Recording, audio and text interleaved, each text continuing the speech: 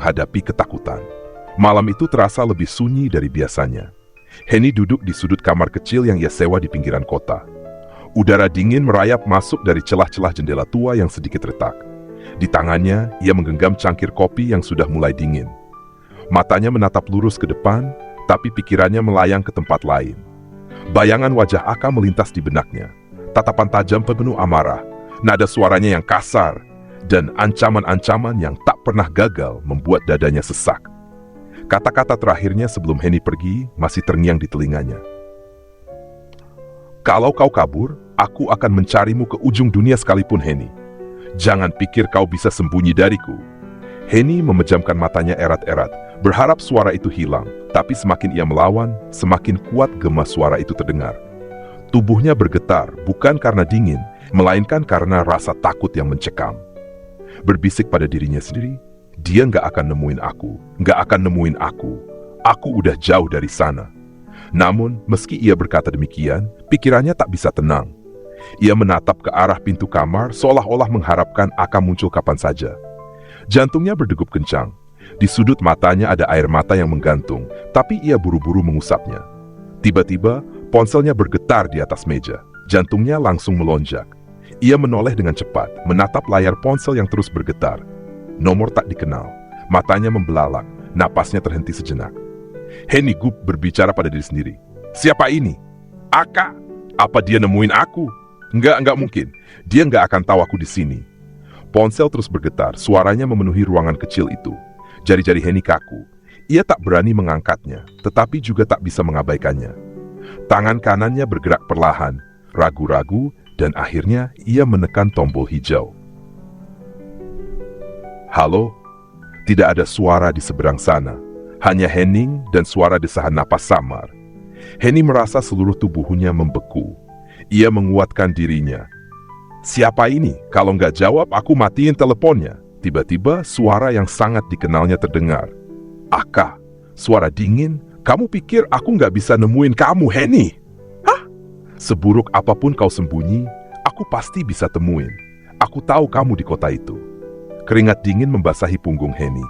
Ia langsung berdiri, mundur hingga punggungnya menempel dinding. Pandangannya berputar, seolah mencari jalan keluar dari ruangan kecil itu. Henny tegar tapi suaranya gemetar. Aka, kamu gak bisa terus-terusan ngancam aku. Aku udah pergi. Udah cukup. Aka tertawa kecil. Cukup? Gak ada kata cukup, Henny. Kau pikir kau bisa kabur dan aku bakal diam aja? Kau milikku. Kau dengar? Kau milikku. Henny memutus telepon dengan tangan gemetar. Napasnya memburu, dadanya naik turun cepat. Ia ingin berteriak, tetapi tak ada suara yang keluar dari tenggorokannya. Dengan cepat, ia mengambil ransel yang ada di atas ranjang, mengemas barang-barang sekenanya. Henny, aku harus pergi. Aku harus pergi dari sini. Beberapa jam kemudian, Henny sudah berada di terminal bus. Tangannya menggenggam tiket dengan erat. Matanya tak lepas dari kerumunan orang. Ia waspada, memperhatikan setiap pria yang berjalan mendekatinya. Setiap kali melihat pria dengan perawakan besar dan wajah galak, jantungnya berdetak lebih kencang. Seorang pria paruh baya duduk di sebelahnya. Pria itu mengamati Henny sejenak sebelum berbicara. Pria, kamu kelihatan tegang, nak. Takut kehilangan bus, ya? Henny tersenyum kaku, berusaha bersikap biasa. Iya, mungkin gitu, Pak. Santai aja, bus nggak bakal ninggalin kamu. Tapi, kamu lari dari siapa? Mata Henny langsung menatap pria itu dengan tajam, dadanya langsung sesak. Maksud Bapak apa? Enggak. Maaf kalau salah ngomong, tapi kadang aku bisa tahu. Mata orang yang lari itu beda. Matamu penuh ketakutan. Henny terdiam. Ia memandang ke lantai, memegang ransel di pangkuannya dengan lebih erat. Aku cuma pengen tenang, Pak. Cuma itu. Pria itu mengangguk perlahan, wajahnya berubah lebih serius. Kalau begitu, jangan lari. Berdirilah, nak. Berdiri dan lawan ketakutan itu. Kalau kamu terus lari, ketakutanmu gak akan pernah hilang. Kata-kata itu menghujam hati Henny. Ia tak pernah memikirkannya dari sudut pandang itu. Selama ini, ia merasa lari adalah satu-satunya cara. Tapi, bagaimana jika pria itu benar? Henny berbisik pada dirinya lawan. Gimana caranya? Bus akhirnya tiba. Henny melangkah masuk dengan perasaan bercampur aduk. Ia memilih kursi di dekat jendela menatap keluar. Terminal mulai menjauh, dan suara-suara ramai perlahan menghilang tergantikan oleh dengungan mesin bus. Di kaca jendela ia melihat pantulan wajahnya sendiri. Matanya tampak lelah, tetapi kali ini ia melihat sesuatu yang berbeda. Ada api kecil yang menyala di sana, api keberanian. Henny berbisik pada dirinya sendiri. Aku nggak akan lari selamanya, tapi kali ini aku cuma butuh waktu buat bersiap. Tangannya merogoh tas dan menarik sebuah buku catatan kecil. Di halaman pertama, ia menuliskan satu kalimat tegas, "Aku akan bebas, aku akan berdiri dan melawan. Bukan hari ini, tapi aku akan siap." Henny memandang keluar jendela, melihat langit malam yang kelam. Tapi kali ini, di hatinya ada secercah terang. Ia tidak tahu kemana hidup ini akan membawanya. Tetapi satu hal yang pasti, ia tidak akan lagi membiarkan ketakutan menguasai dirinya.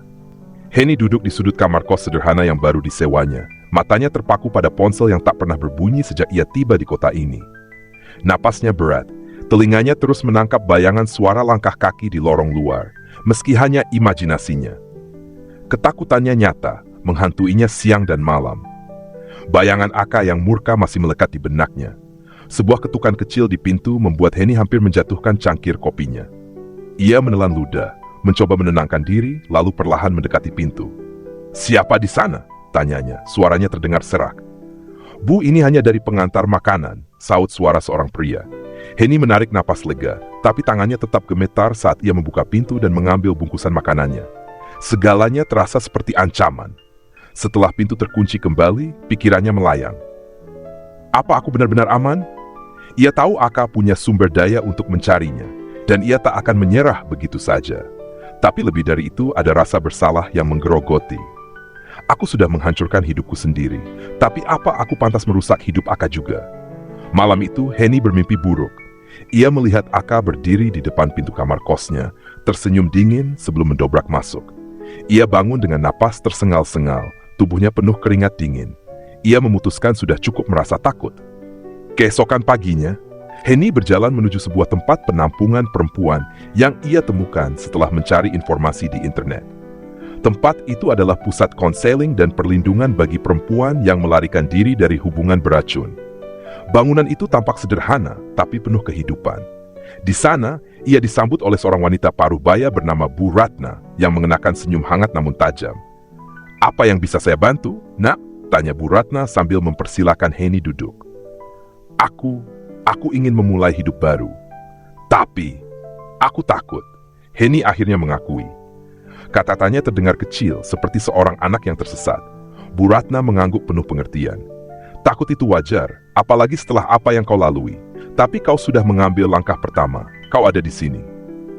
Percakapan itu membuat Henny menangis untuk pertama kalinya sejak ia melarikan diri. Ia menceritakan segalanya, hidupnya sebagai simpanan, bagaimana Aka memperlakukannya, dan keputusannya untuk meninggalkan segalanya. Di akhir, ia merasa sedikit lega, meski ketakutannya belum sepenuhnya hilang. "Ketakutanmu adalah musuh terbesarmu sekarang, bukan dia.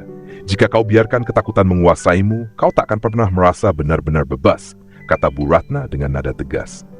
Hari-hari berlalu dengan Henny mulai menemukan ritme baru dalam hidupnya. Ia bekerja sebagai pelayan di sebuah kedai kecil. Pekerjaannya berat dan gajinya kecil, tapi ia merasakan kepuasan yang tak pernah dirasakannya sebelumnya. Setiap malam, ia menulis di buku catatan kecil tentang mimpinya untuk masa depan. "Mungkin aku bisa membangun bisnis kecilku sendiri suatu hari nanti," pikirnya. Namun, ketenangan itu terusik ketika ia melihat seorang pria asing di sudut kedai suatu malam. Wajahnya tidak familiar, tapi cara pria itu terus menatapnya membuat bulu kuduknya berdiri. Apakah Aka mengirim seseorang untuk mencariku? Henny menunduk, mencoba mengabaikan pria itu. Tetapi ketakutan di dadanya semakin menguat.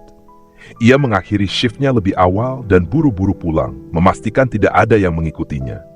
Di kamar kosnya, ia menghubungi Bu Ratna untuk meminta saran. "Kau harus tetap tenang. Jika kau merasa terancam, kita bisa mengatur tempat perlindungan yang lebih aman untukmu," ujar Bu Ratna. Namun, Henny tahu bahwa ia tidak bisa terus berlari. Ia harus menghadapi ketakutannya.